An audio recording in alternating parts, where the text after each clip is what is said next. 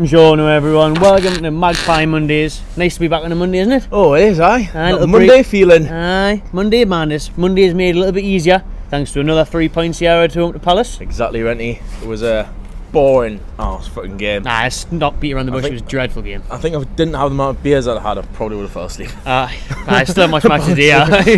We couldn't even get one match today because we were both out. But never mind. Sorry for the other day. But no, honestly, it was a boring fucking game. And what a substitute there by Arfa, bringing on the boy wonder that is Merino. Should be starting. Definitely. But comes on and gets the winner. Exactly. I think it was a big, especially like, considering he just signed his contract the other day. Aye. Putting in the stars. Exactly. It was, should have probably put a tenner on it or something. Aye, but should have. Never mind. Never mind, never win. Don't you there? But no, it was boring game. Got a lot more fiery towards the end. But I think it's just because the game is closing out. Both teams really need those 3 points. Both teams were chasing it a bit more last time, weren't they? I think both teams kind of just didn't want to get beat. Obviously, Hodgson coming up here, fair enough, we're in the Premier League. They would have took a point. Aye, they would have all day long. long. 4 points from 2 games after beating Chelsea. And obviously, I think on the back of our good run after not getting beat off Southampton, drawing with Liverpool, winning the Euro at home a couple of times in a row, we will want to do the same. And then I think with these substitutions, we're bringing Diarmi on, bringing Merino on. It showed last 10 minutes, let's just go for it. They're there for the taking. Just mix up the game, innit? Obviously, they're both one like Diarmi, pretty strong, physical. Obviously, bringing lovely to see Alexander Mitrovic back from the dark. The crowd went mental, didn't they? I thought he was dead. Exactly, I went back to Serbia for his nan's birthday or something again, hadn't he? I think it's one of them where the crowd do love him. He does put the effort in. Aye. Just I don't know. It's a bit like Hatem Ben Arfa mix. That was a few years ago where like the manager doesn't really like him, and I think he's a bit overappreciated by the fans somewhat. Yeah. He's a good character, but on the pitch he's got the potential. Don't get us wrong. Just on the goal pitch. scoring record internationally before he came to us. Definitely, but on needs more game time, I think, and then I think it's just confidence in it. Definitely, with any striker, confidence in it. Exactly. You see when Cisse came here as a no-one, scored a couple of confidence sky high, went on a roll. You see him in Gale last year. You wouldn't have predicted that at the start of the season, would you? No. Really. And that's what Gale needs now. If he was to be given a chance in the Premier League, if he obviously he was injured in the weekend, that's why Mitro was in. If he had been there, if he had been getting a chance, and if he scored a goal, I think big chance he could kick on. Exactly. Because I think it will be weighing over his head, like what the press is saying, what some fans are saying, he's not good enough for the Premier League. But if he gets a couple of games, couple of goals, he'll start believing, and then he might try and make others believe. To Lee Ryder in it and that. Do you know what I mean? That's what you want to do really as a footballer. Anything really proving someone wrong is the best feeling ever. Do you know what I mean? And that's what you would want. Like even this, but I think that's what the spirit of the tune is a bit like at the minute. A lot of individuals going down. You see Gallagher and the Gallagher flags and more. Class display again by them. Display, do you know what I mean? That summing up everything. Rafa, Lascelles, Hunger, Desire. They've got that in abundance in this squad, and it can get you far. Look at Leicester. You look at where they are now. They had that hunger, they had that confidence, had that passion, and won the Premier League, and they're falling apart now. But that's another story. That's for another day, that one, aye. But I mean, going to the game, the standout incident was Kebab, wasn't it? Definitely. Yohan Kebab should have been off. Should have been away for his Donner. He's Donner. Should have been chili. Doing there. Garlic. Grims, aye. Should have been. Might have joined JFK. Aye. Right. But I tell you what though, if that was Shelby or that was Mitro, everyone would have been causing an absolute shitstorm. 6-match bans, all hour. But now gets said, London club. Nice little Frenchman. No one cares. No. Honestly, if the shoe was on the other foot, it would have been absolute hell. Which we've already seen examples of that this season for us. Oh, definitely. And again, us not getting a decision. Fair enough, we got Yedlin against Southampton. He should have been off. Yeah. But how on earth Kebab didn't get sent off there?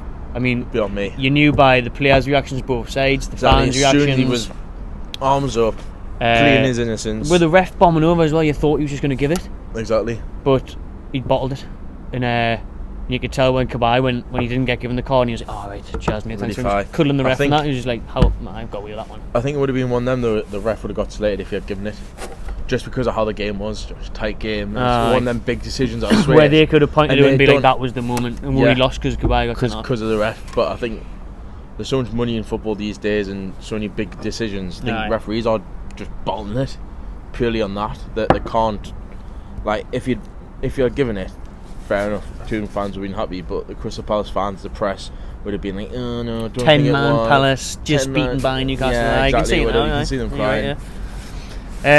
Class one was Shelby though, celebrating in front of Kebab, still on the pitch, nose rubbed right into it.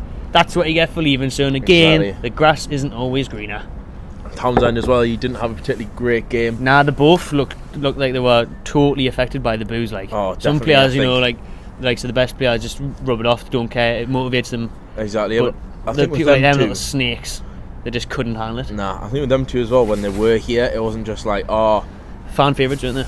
Yeah, they were fan favourites. So they knew that some of their best, like when they look back on their football career when they retire, they'll know that some of their best moments in their career were St James's.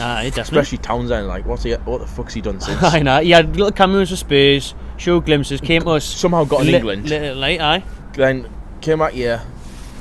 McLaren brought him here. Rafa really moulded him into something else towards the end of the season.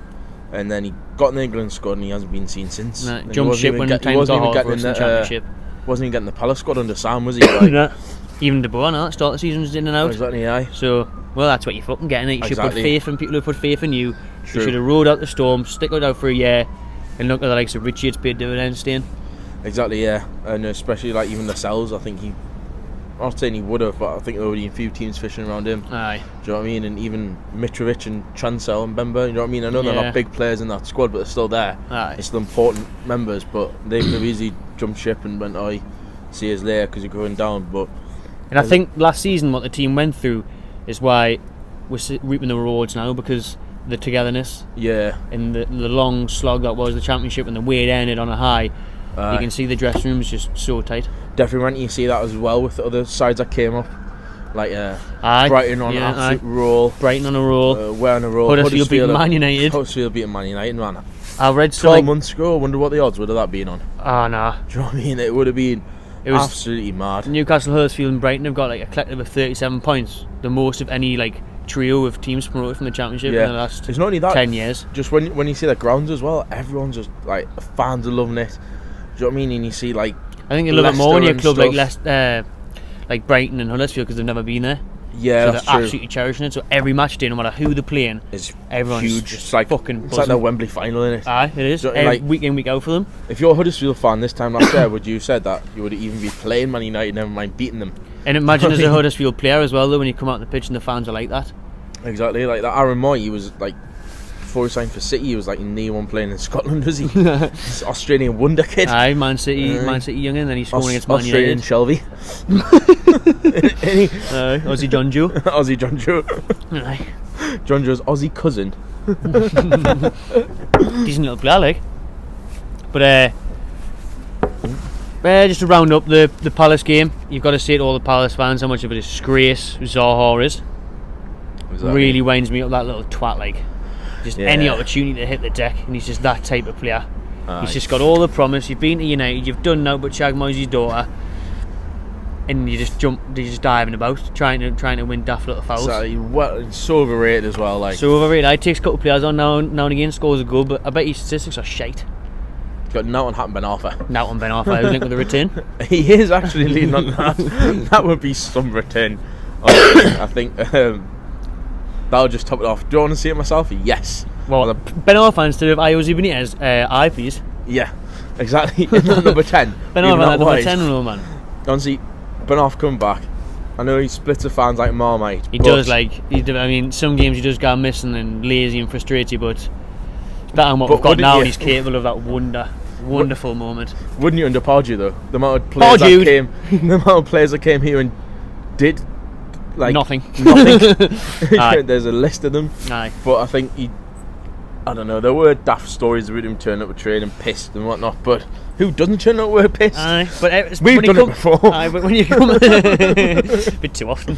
When you do come to like Newcastle, you know, you're a young lad and you're single and all that, you're getting all this money hired at you. Of course you're gonna go out on the piss. Oh yeah. And Just like a little French Gaza, wasn't he? Oh yeah, pretty much. But, he was an absolute wonder kid, and I hope he comes back because he's just been shafted by PSG after having an absolute amazing season at Nice, where he just played his heart out after his 6 months on the sidelines when we shafted him a bit by letting him go to Nice, but then being like, oh well, you've already played for 2 clubs. Had 6 months out, lost all his weight apparently that you put on. But no, see him back would be class. Oh, it would be, aye. Even it's on kind the of, free. it's a kind of, you know, one of them players gets you off your seat. You Exactly. go to the game and you're looking forward to him getting on the ball. He was a light in the darkness that was Pardew's teams. Was, aye. We'll never forget the goal against Bolton. Probably 2.5. Bolton, the one against Blackburn FA Cup. Aye. There were some of the best goals I've seen, especially my time watching the Toon. He scored them, and he's just a special player. He's always got a place in my heart. He always a first buy on a. We re-sign him, 50 in career. Oh yeah, I love him. But finish it off. The Palace review. Newcastle sitting 6th in that European spot. Not getting too carried away, but with the takeover on the horizon. Happy days. And Paul Mason, are you watching? You horrible fucking beak taking, drink taking Twambling. Aye, get back in Ladbrokes, mate, because you're a fucking shambles. No wonder why you was shit at gambling if all these predictions, man. I know. Wait, no wonder why you was shit. If he was right, Newcastle would be 19th with 4 points if his predictions had came true. I think it's just easy being a pundit these days. Do you know what I mean? Of course, some of them are good at it. There as well now. Some of them good at it. Some of them are shite. I think they're taking the piss guy now, though. I think with the likes of Mason, when his predictions that he's coming out with these days, man, like the other day, dark horse for the World Cup next year, Croatia. You've got to have something good in the middle of the park in that heat. Paul, the World Cup's in Russia next year. Moscow is colder than Newcastle. Newcastle summers are warmer than Moscow's summer, son. He's having an absolute man, but I'm sure Sky just egg him on and just say it's getting reactions. People are hating him. Just I see what you want, Paul. Clickbait, Paul. Aye, they just know that they're going to get views and that from it. So definitely. Just be a fucking useless knobhead, Paul, and just spite loads of shite. You'll get the reaction. Well. Souness, aye. Souness actually been kind to Newcastle this week though, saying that we deserve to be taken over. The potential's there, and why wouldn't you want to buy Newcastle? Surprised that because he normally has these little slide digs now. Yeah, I think I don't think there's not a person or a football person that would say it's a bad thing to take over. I suppose a takeover because obviously it hasn't happened yet. It's all transfer speculation and whatnot. But obviously you've got to ignore the precedent of these daft. Arfa's going to get Donald Trump half $1 billion and spend in $500 million off there, Donald Trump. Aye. Make NUFC great again. Well, it's his new campaign when Trump gets fired from the White House. Aye. But no, it's just shit press. Like they say it and they don't even put where they got it from. Just being like, oh, you know what? It's a Sunday. We'll Chris from Sky. Shit. Chris Mulby from Sky probably said it. Chris Mulby from Sky tweeted there, Rafa's going to get $500 million. Sold. Thank you, Mulby. Sources, reliable sources. Macam sources they are. Aye, awful. But off Newcastle now for a bit. Premier League review. We've already covered one of the biggest games, one of the biggest shocks this weekend in Huddersfield beating Man United. Brighton kicking off Friday night football with a 3-0 win away at West Ham.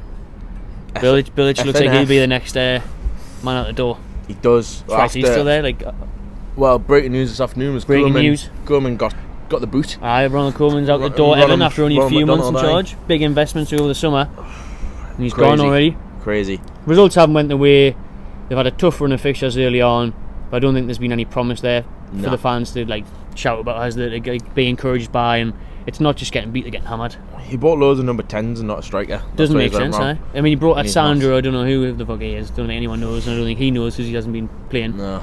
But he's brought in Klassen, Rooney and Sigurdsson, and then no one to replace Lukaku, that out and out goal scorer, and that's where the problem is. He just thought, we'll just play his false number 9. The other one with these Dutch systems like Frank de Boer brought in. Does not. Playing players out of position. There's total football. It's total nonsense. Total bollocks. It's not working in the Premier League. They're all sacked. If you're a Dutch manager and you try and play good football, you will be out the door within months. Louis van Gaal, Ruud Gullit, the list goes on and on and on. De Boer, Koeman, already this season. Gone. But the same thing is happening to West Ham. They're getting battered every week. Yeah. 3-0 with Brighton, that's embarrassing. It is. But I think with Bilic being such like cult hero there as well, you thought that might. Fans have turned now, haven't they? Yeah, they've been turning for a while though. Let's be honest, Renty.